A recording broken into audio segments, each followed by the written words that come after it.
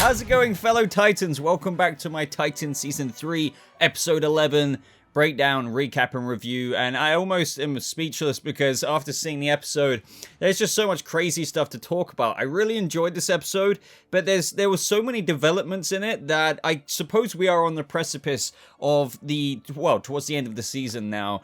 And this episode really felt like it moved things along in just about every plot point you could think of, to the points of where some things are very unexpected. Like, honestly, like with what happened with Red Hood and Nightwing at the end, Lazarus Pit, Rachel screaming, going mental, Corey, Tim Drake, Donna, we just need to get into the details, so I'm not going to waste any more time other than the usual plug, of course, and that is to like this video. If you do go on to enjoy it, I would really appreciate that. And hey, a lot of you are actually responding to me when I say this. Double check if you're subscribed, because YouTube tells us these days in the analytics that, believe it or not, a lot of you who come back week after week after week aren't subscribed. So make sure, if you do find yourself coming back to this channel over months and months, and you're just doing that through recommended videos, well, hey, maybe you don't need to do that anymore. Just click the red button and I'll be in your sub box, and that would be awesome, because hey, if you're watching this channel anyway week to week or every now and again, you may as well be subscribed. But let's get into the details, which of course, you guys know me, I'm a big fan of Vincent Kartheiser's take on Scarecrow, or the Titans iteration of Scarecrow,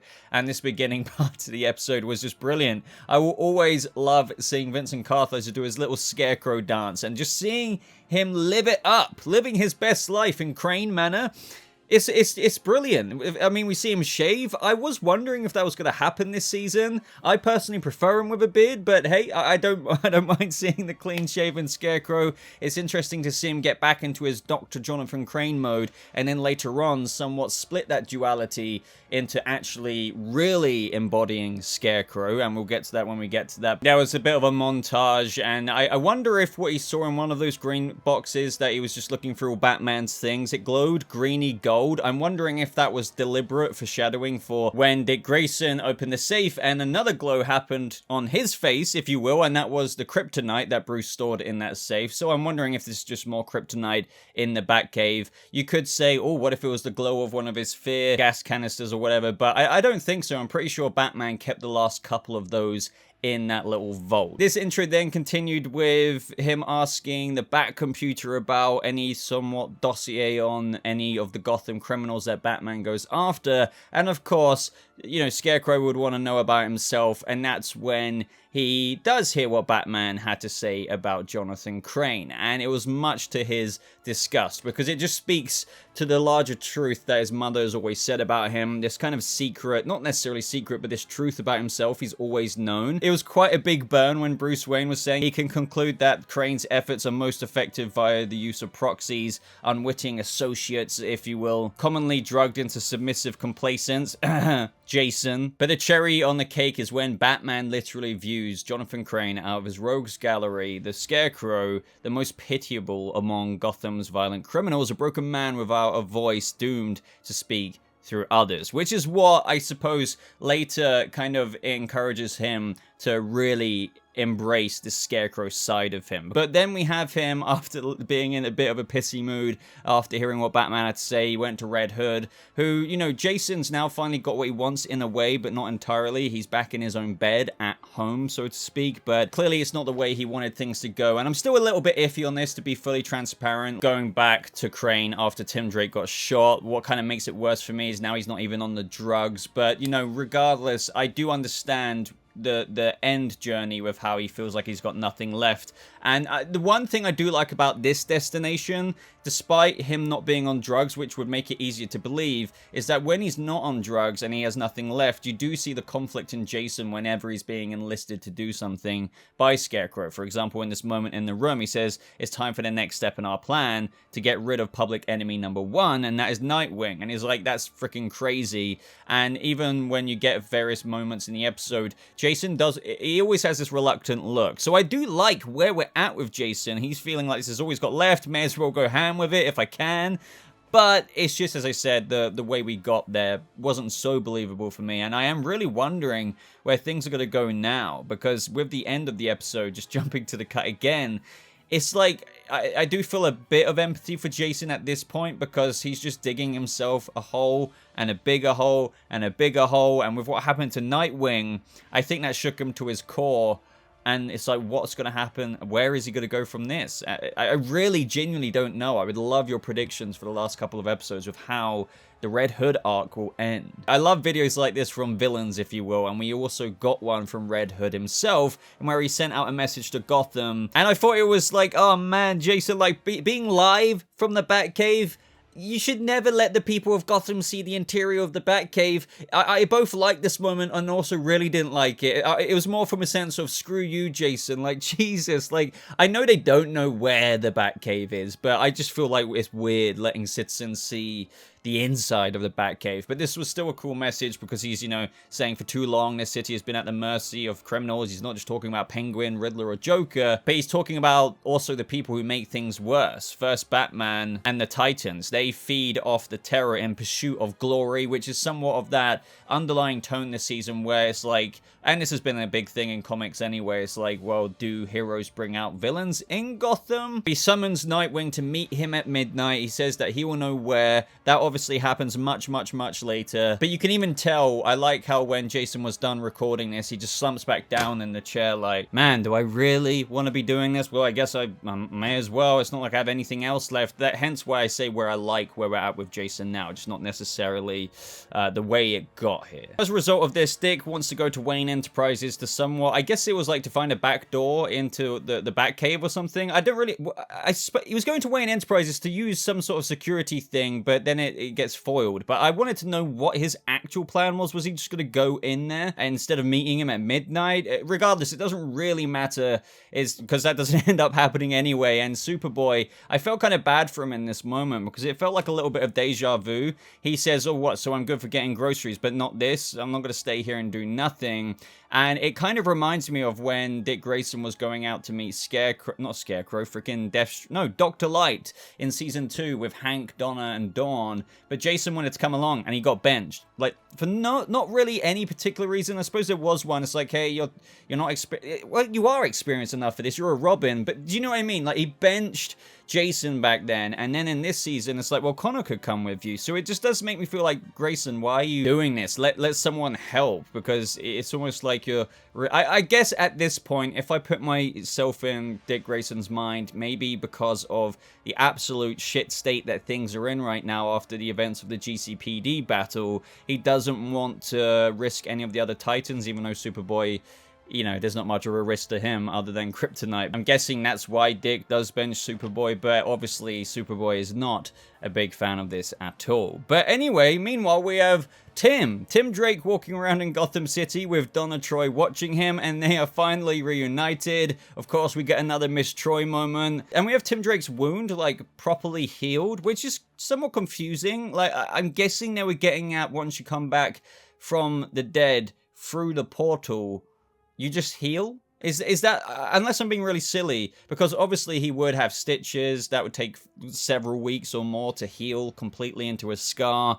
So I'm guessing once you travel through the portal back to Earth in the underworld, or the purgatory they were in, it then just magically healed him. I'm surprised the doctors in that scene at the end of the last episode weren't like, wait, there's nothing there, but I'm guessing that's what we're supposed to believe. So Donna's looking for the Titans because obviously she wants to help, hearing what's going on, and they go back to the Gotham Noodle House, which is, you know, this whole area is completely boarded up. I mean, the whole situation in Gotham, everyone's out for blood if they've drunk the drinking water, and Tim Drake's family are, as we know later on in the episode, surviving off, you know, various resources, but also bottled water. So they're not going psycho with Jonathan Crane's, you know, anti-fear toxin. And a few of you were talking about, well, they, you know, because last episode I said it didn't really make so much sense as to why some of the citizens were foaming at the mouth. It was a bit inconsistent with how Jason was acting when he took the anti-fear drug. It felt like they were zombies. I still somewhat stand by that. Some of you were saying, well, they did say that the barrel, whatever, that he was putting into the water was like a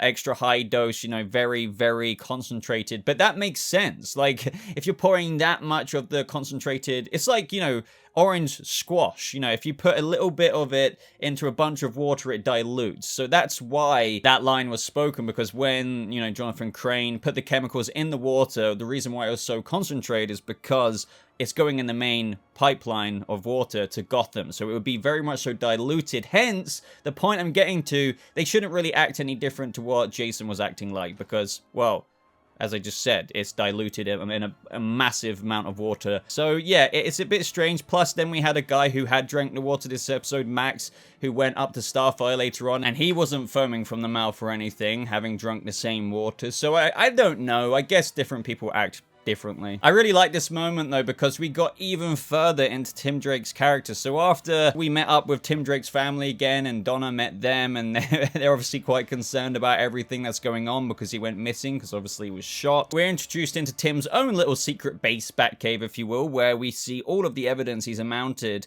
of the Titans, Batman, the clippings of various newspaper reports on Batman and Robin foiling the Penguin's plan. There's even a Joker card on the wall, and it makes you think, is that just a replica, or, you know, was that something he collected left over from like a crime scene, since he would have followed Batman around? I mean, even said he saw Batman come out of one of the sewer tunnels that one time or something. So I love this little insight into, you know, what Tim Drake's investigations have led him to. It's fantastic seeing it. But more or less all of those scenes ended with, it's time to go after Nightwing, because they found out from a guy or something who saw Nightwing running.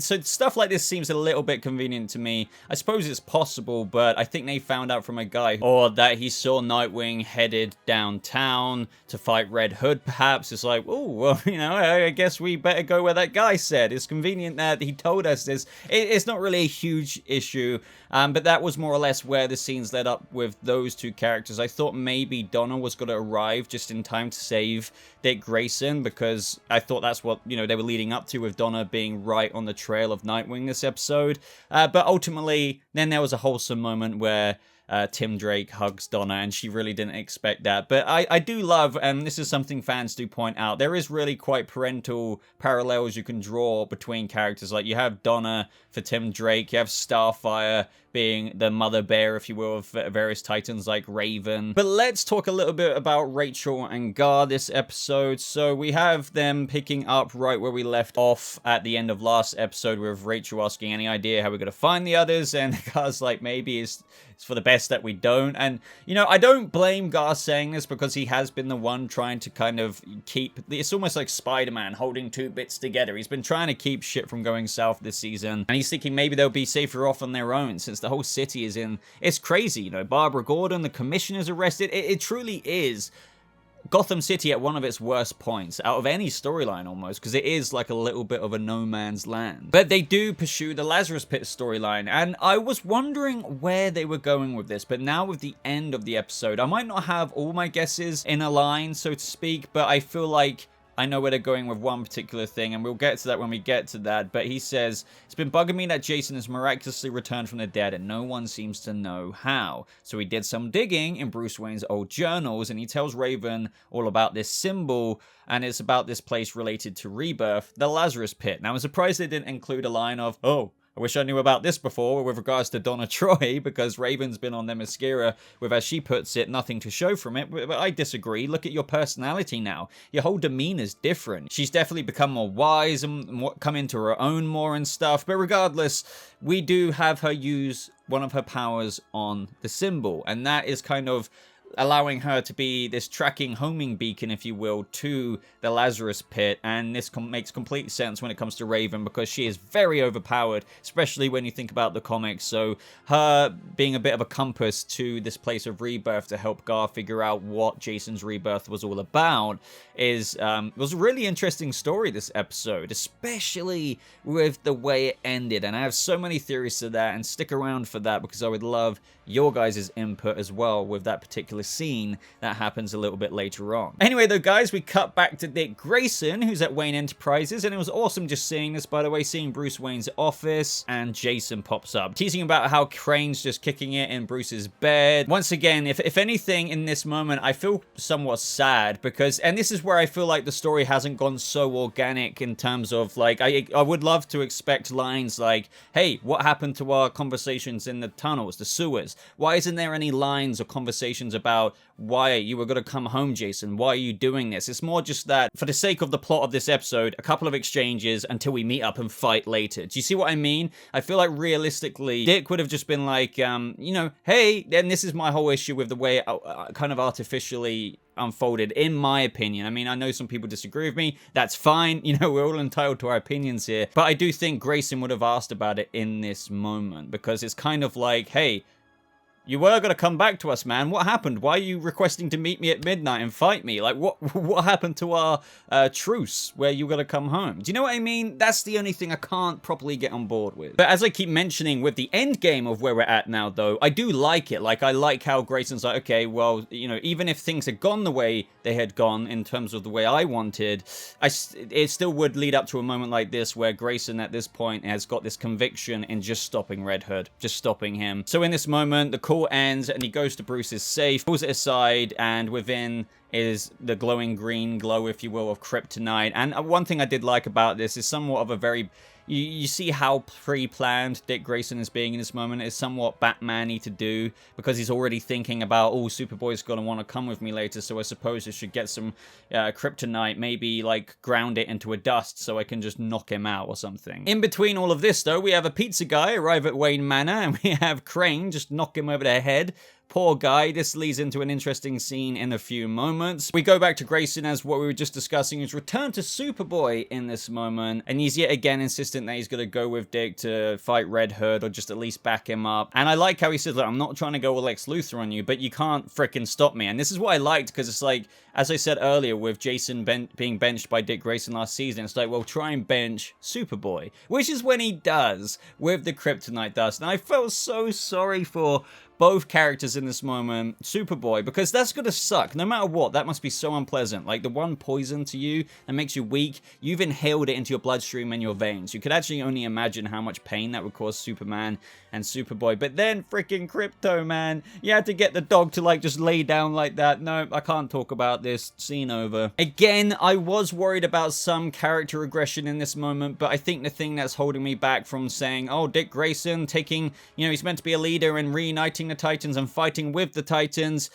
I don't think that necessarily applies to this decision, because it does look as though, oh, look, Dick Grayson's being Dick Grayson, just trying to stop people. He's going out alone, going to get himself killed again. But with the Titans already split up, maybe it's a little bit different now. He doesn't want Connor to get hurt, but then again, it doesn't really make sense.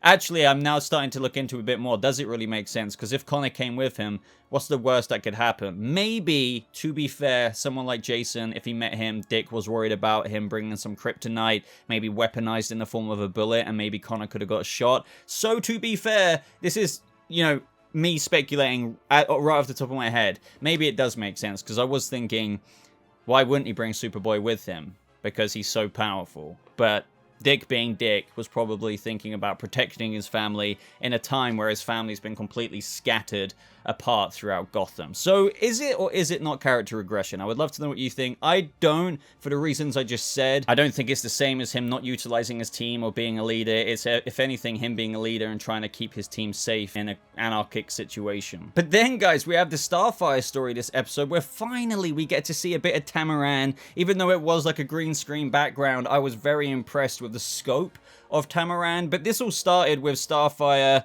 who was in a robe in that super suit. I don't know if that would work. I'm pretty sure if Starfire is famous in San Francisco, seems that the citizens of Gotham know who she is.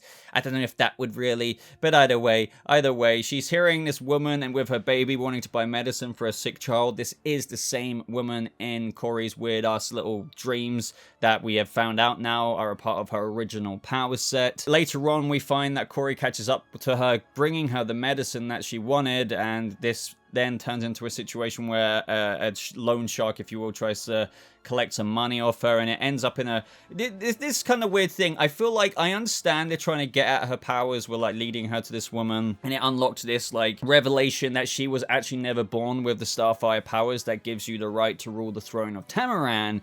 But I still don't understand the connection between why did the powers bring her to this woman? I know Corey goes to her seeking answers through saying things like, I've been having bizarre dreams for weeks. This is the closest I've got to an answer. I saw your baby in a vision. And that's all relevant. I get why Corey is speaking to her, but like, we still haven't learned like why why this woman and her powers and how it's all connected. It's very ambiguous. I'm only saying all of that because by the very end of that storyline, we just had them, you know, say goodbye and I'm glad I've met you and stuff. But what was the real connection? Why couldn't this vision come in without even meeting this woman? I know there were little lines you could take out of it that mean something symbolically when you look at it outside the lens, and how she mentions that the baby is already a light inside of her. She just didn't know it yet. And you can look at that like, oh, Corey's always had the powers in her. She just didn't know it kind of thing.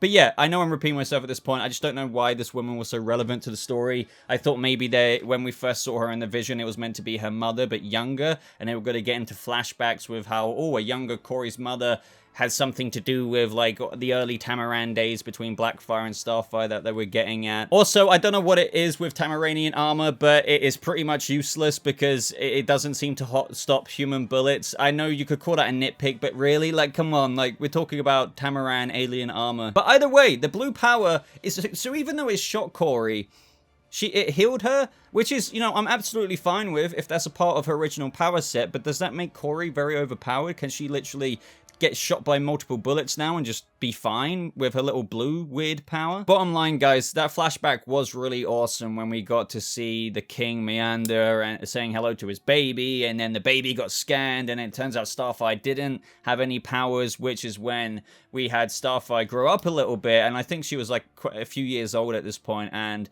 Blackfire is born, and she is born with the power. But since they had already voiced that Corey was the successor to the throne, that is the very reason why they took Blackfire's powers from her when she was a baby and put them into Corey, which is a nice little twist. Technically, those powers do belong to Blackfire, which does make me think, where are they going to go with this now? Because maybe Starfire will be like, look, these powers are yours, you should keep them. But then I can imagine in a way of writing, they might want Blackfire to be like, sister, even though these belong to me, they're better off with you, and it proves her loyalty to Starfire. I don't know, that seems way too cliche to me, but we're gonna have to wait and see. But I'm liking where this is going so far, and I can't wait to see Blackfire's reaction to how her parents took her own birthright and powers from her and gave them to Corey. And then it's gonna be really crushing. She was screwed since birth, and that's just messed up. Not only that, Starfire is literally called Starfire, so surely she's gonna have to get her powers back. Or do you think Titans in the next season, considering we've only got a couple of episodes left now, it's just gonna capitalize on Corey's original powers that, you know, as I said, the deeper meaning with the woman and stuff, it's like it's always been a part of her. But when we revisit Crane back in the Batcave, he is basically hiding under the table. He's somewhat got to the mode of acceptance in terms of when it comes to what Batman, what his mother has been saying about his psychological profile. I mean, I forgot to mention, this is after he tried to cut that guy's face and prove the Batman wrong, but he couldn't because, as he says, he views himself as a bit of a coward. Then, just like how there's a duality to many characters in the DC world, or just Batman's rogues gallery, including Batman himself, Bruce Wayne, Batman, same with Scarecrow and Jonathan Crane. The time for masks is over, and that's when he starts cutting into his face. Now, I was really excited for where this could go, because I'm not gonna lie, I thought they would go even more horrid. I'm not disappointed. And just jumping to that reveal at the very end of the episode, we see that he's tried to make his face look a bit more horror themed with cuts and stuff, so he's more Scarecrow. But I felt like they could have, but it would have been a pain in the ass, to be fair, to apply this makeup every time.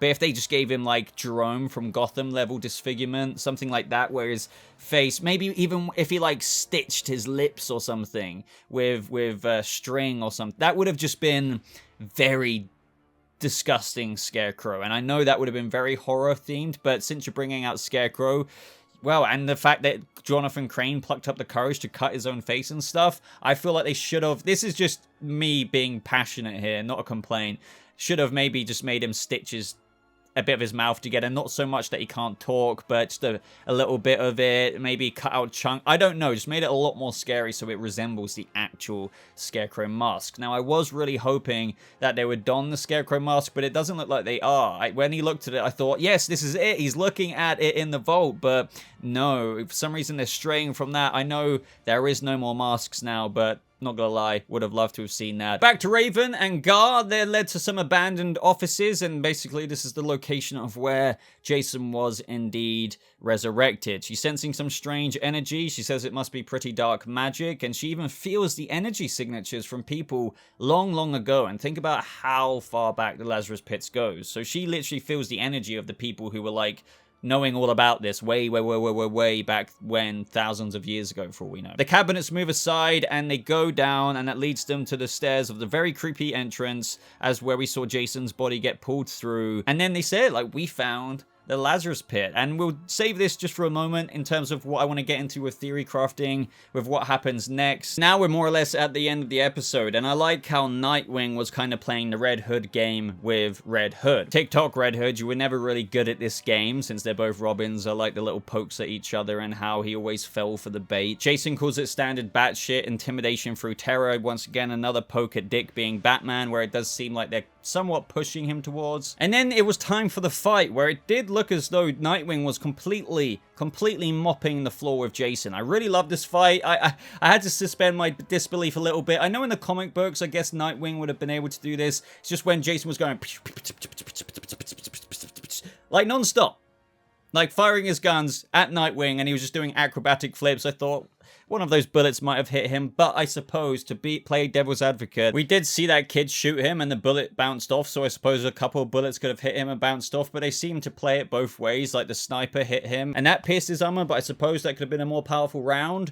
So that's why I did that. I don't know, but either way, this fight was really impressive. And then it looks as though like Nightwing is beating up Gotham's savior, because all the people just somehow spawned like NPCs behind him in a video game, and they were there watching. Well, as I just said, it looks like Nightwing, the villain, who as he's painted out to be, is beating up their savior. But then that allows Red Hood to somewhat go ham on Nightwing, and it looked like he had the upper hand on him for a moment. Either way though, Nightwing more or less disregards this. He picks up Jason's gun, and I still don't know how to feel about this, because I know he didn't ultimately shoot him, but it still shows that, I don't know, it just still shows that he was thinking about going there. And maybe that is, you know, when I think about a comic book, it would be the most typical thing to show the character pick up the gun and then toss it aside, but also having pointed it at the person considering shooting him. I just feel like I don't know how to feel about him considering that as an option. But that's when that kid shoots Nightwing. This little kid was annoying, but I do get it that the citizens were believing that he is the problem. This allowed time for Red Hood to get back up, load a gun of his own, and Jason wasn't really, it didn't seem like he was going to go ham at Dick Grayson again in this moment, but that's when the kid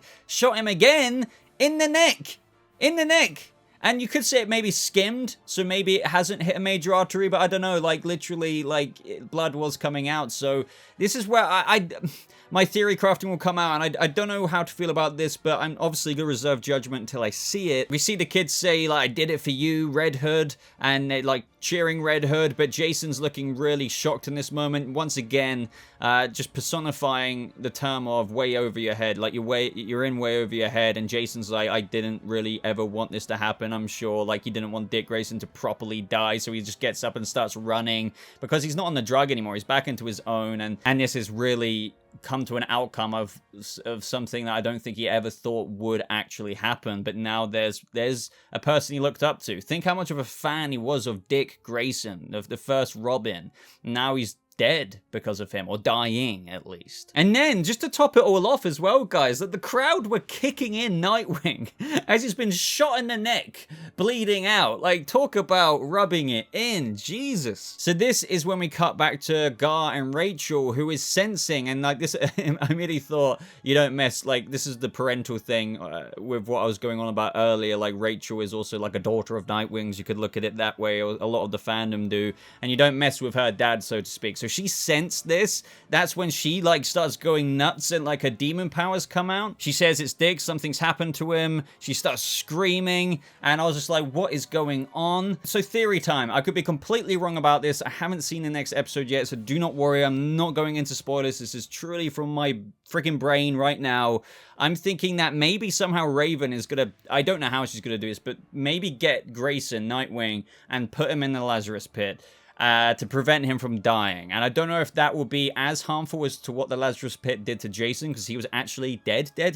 Maybe this will just be enough to heal his neck or something, prevent him from dying, so it won't cause maybe a ripple effect change that the Lazarus Pit could have done to Jason if we do indeed find out it had some, you know, consequence of effect through being rebirthed.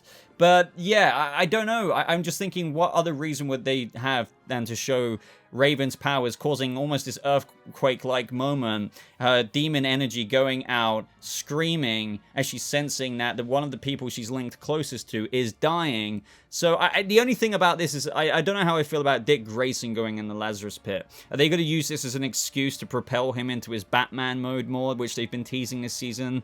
I just don't know. I mean, I've been wondering, and I've been saying last week, where do you guys think that they're going with this Lazarus Pit storyline that Gar has been chasing? Because I was like, I don't really know. But here we are, and it's probably to put Dick Grayson in there? Unless I'm going crazy, what else could it be about? I think that's the end of the episode. I'm just looking at my bullet points, see if there's anything else I missed out, but I already spoke about the cut-up crane face at the end there. So yeah, leave me your ideas and theories as to what you think's gonna happen with Nightwing getting shot like that. I know they played the dramatic music, but I didn't really feel like feelsy in this moment, because I knew he wasn't gonna die. Or maybe if he does, I knew nothing was gonna happen to him in the long run. And with Raven going crazy and nuts like she did, it does feel as though maybe she's gonna teleport whammy him to the Lazarus Pit location, sprinkle a bit of Lazarus waters on him, if not just dump him in there, and that will offer a little bit of a parallel journey to maybe him and Jason both being somewhat Robin brothers, but also having been rebirthed in a Lazarus Pit. I really don't know if they're going to go that far, though. I don't know how to feel about it. I don't know. Will this change Grayson in any way?